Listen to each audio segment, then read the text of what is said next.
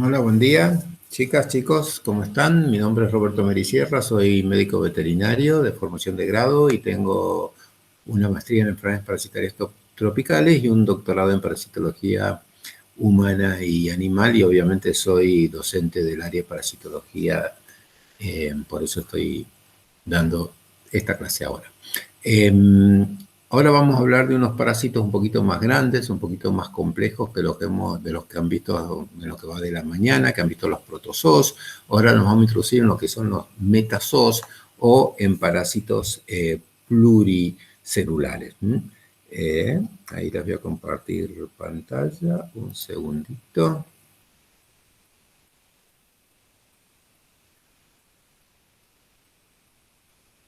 Bien, empezamos con la presentación. Veremos. Los metazoos, específicamente vamos a ver Taenia saginata y algo de Taenia solium también. Como les decía, ustedes ya vieron los protozoos, que son seres unicelulares. Ahora vamos a ver a parásitos que son pluricelulares. Y dentro de esto tenemos dos grupos importantes, los helmintos o gusanos y los artrópodos. Ahora vamos a ver los helmintos. Y dentro de los helmintos vamos a ver específicamente los platelmintos. Los gusanos se dividen en platelmintos y nematelmintos, o gusanos chatos y gusanos redondos, que además de ser chatos y redondos, obviamente, como su nombre lo dice, los gusanos chatos suelen ser hermafroditas y son segmentados. Vamos a ver que tienen como distintos vagoncitos que son las proglótidas y tiene un órgano de fijación. Y me refiero específicamente a los céstodos, porque también tenemos los tremátodos, que son gusanos chatos, pero tienen forma de hoja, y un ejemplo muy importante en nuestro país es Fasciola hepática. Los gusanos chatos o platelmintos, prácticamente todos, casi todos, tienen un ciclo de tipo indirecto, en el cual tenemos un hospedador definitivo y un hospedador intermediario. Y generalmente este ciclo es de tipo predador-presa.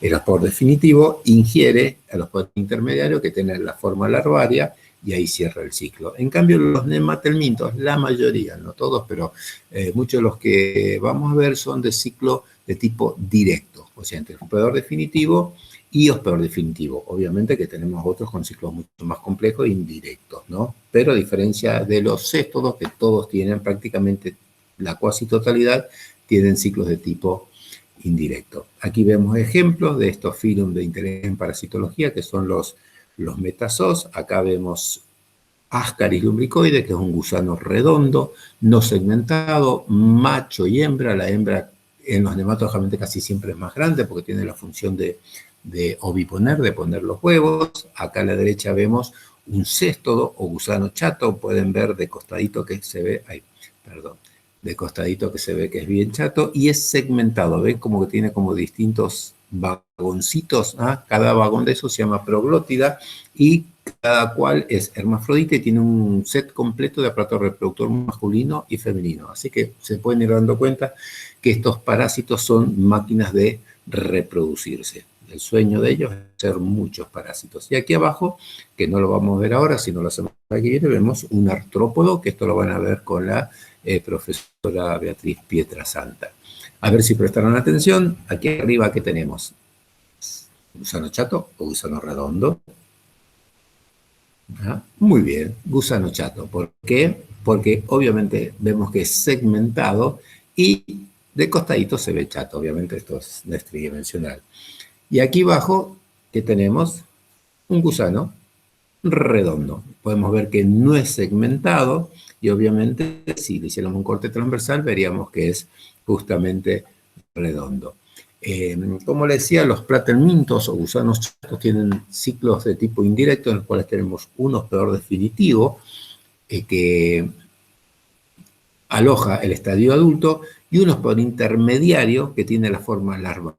Entonces, el adulto que está en definitivo, elimina al medio ambiente los huevos que son ingeridos por el hospedador intermediario que desarrolla una larva en diversos tejidos según el parásito y luego cuando el hospedador definitivo lo ingiere, realmente cuando lo caza, cuando hablamos de animales o lo consume, en el caso del humano, el ciclo se cierra. Dentro de los Pratelminto tenemos, como dijimos antes, los céstodos y los tremátodos, que los tremátodos no son segmentados, y en cambio los céstodos se dividen en ciclofílidos y pseudofílidos, que más que nada según sus órganos de fijación. Pero los ciclofílidos, que son los que vamos a ver hoy, tienen en su, entre comillas, cabeza, porque no es una cabeza, porque no hay un cerebro, sino en su extremo anterior tenemos órganos de fijación, o el escólex, que se llama este extremo anterior, que tiene ganchos y ventosas. Entonces, de esa forma se fijan y se agarran al hospedador definitivo. En cambio, los pseudofílidos tienen solo como, vendría a ser como una ventosa larga que actúa como un clip de esos de papel y se cierra sobre el intestino. Como decía, el ciclo predador-presa viene de la naturaleza la mayoría, entonces tenemos carnívoros, que son los predadores definitivos, que contaminan el ambiente al ingerir esos huevos, los predadores intermediarios, en este caso un pobre antílope que está siendo comido por los perros salvajes, a los la forma larvaria, y al comerse cierra el ciclo. Los estadios larvarios o metacestódicos se pueden ubicar en diversos órganos, por ejemplo aquí vemos quistes hidatídicos, fíjense este hígado, cada quiste está lleno con miles de estadios larvarios, o en este caso que es músculo, carne, que puede ser de cerdo o de vaca, vemos los cisticercos, que son los estadios larvarios. Entonces adentro de estos pequeños quistecitos se encuentra la larva, que al ser consumido por el hospedador definitivo, se desarrolla el adulto y cierra el ciclo. Muchas de estas enfermedades realmente causan terribles daños a la humanidad, tanto protozoos como helmintos.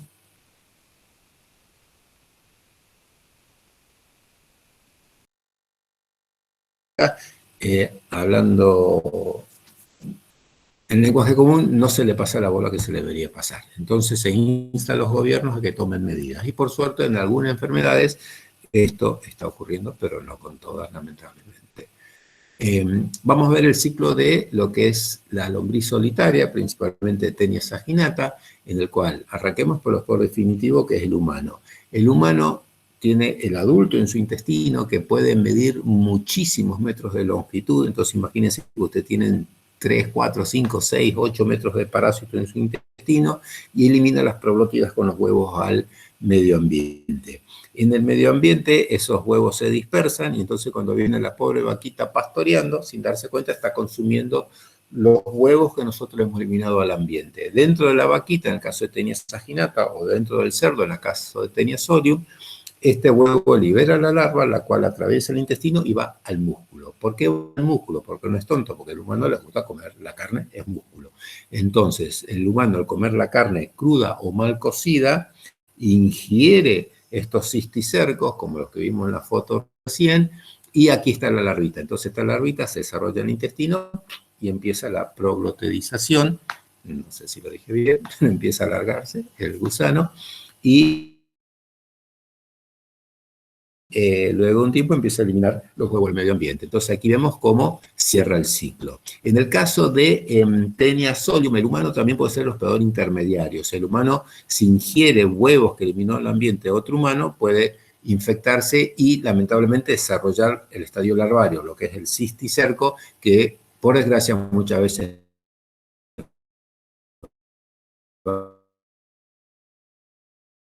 en el caso de la teniosis, me refiero cuando el humano tiene la Tenia saginata o la Tenia solium en el intestino, imagínense el efecto patógeno, tenemos este gusano que mide muchísimos metros, que está eliminando proglótides. Al área de parasitología, a la consulta, suelen llegar pacientes derivados que están literalmente eliminando proglótidas por el ano, a veces activamente. Imagínense, usted está lo más cómodamente sentado y le está saliendo el gusano por el ano. Realmente es bastante incómodo, más allá de los efectos patógenos que produce.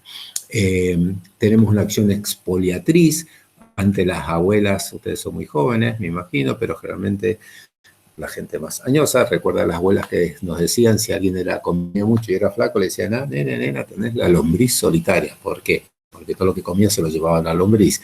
Entonces vemos obviamente que alguien que tiene una carga parasitaria importante, que tiene un parásito muy grande, realmente puede ser alguien que está consumiendo alimentos y obviamente se lo está llevando el parásito y no el humano. Además tenemos la acción mecánica, imagínense que se pueden armar ovillos de gusanos, ovillos de proglótidas, perdón, que producen obstrucción intestinales y obviamente la acción tóxica, porque obviamente el parásito elimina todos sus desechos tóxicos dentro del organismo humano, ¿no?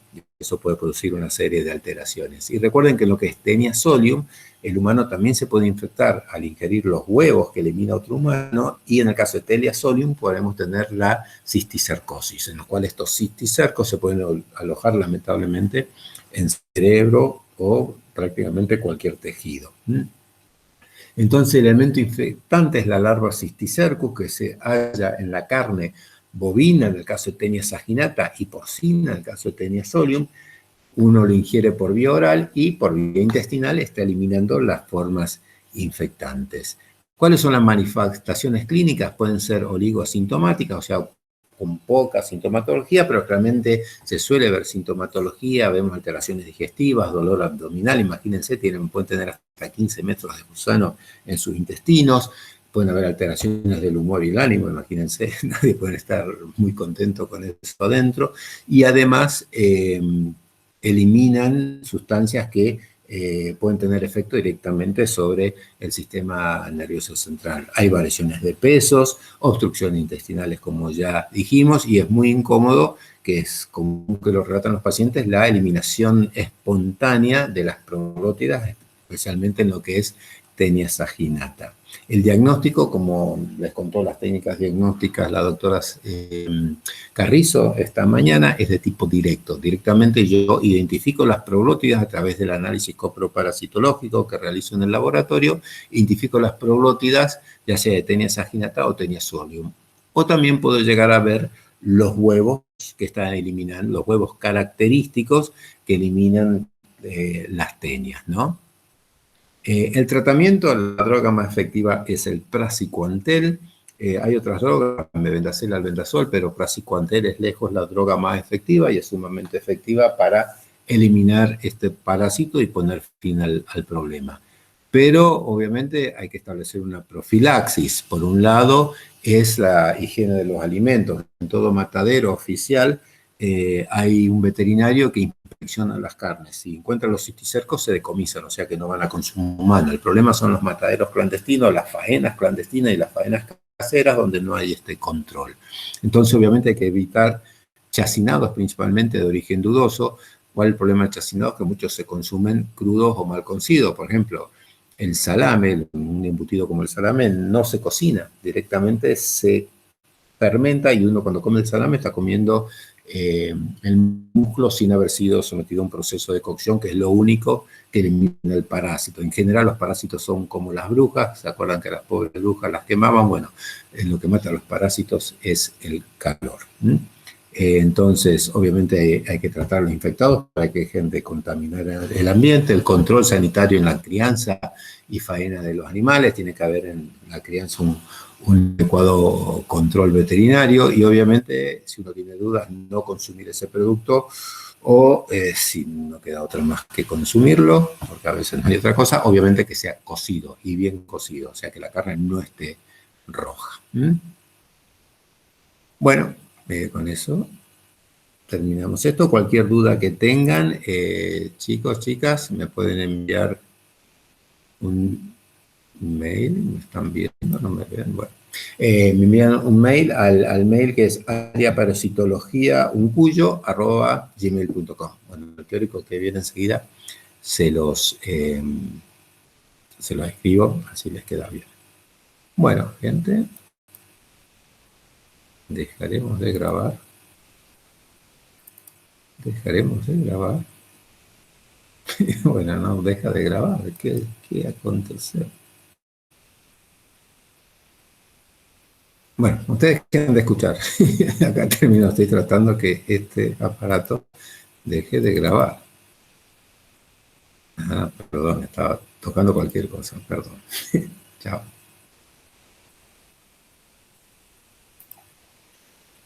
Sí, quiero detener.